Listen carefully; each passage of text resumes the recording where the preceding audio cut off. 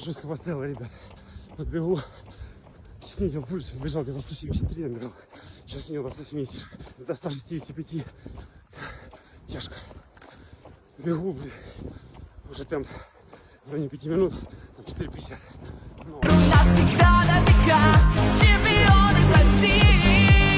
Ты можешь все.